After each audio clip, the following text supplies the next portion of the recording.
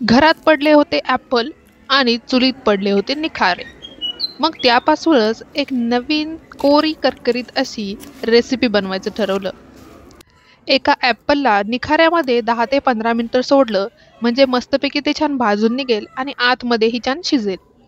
आता बघा हे ॲपल आपलं रेडी आहे. याला चांगलं साफ करून घ्यायची. वरचं सगळं कव्हर काढून टाकायचं आणि मधला जो गर आहे त्याला छानपैकी मॅश करून घ्यायचं. मग तुम्हाला वाटत असेल तर थोडीशी साखर टाका आणि थोडीशी इलायची पावडर. आता हे सगळं मिक्स करून घ्यायचं. मग तयारी करायची कुरकुरीत ब्रेडची.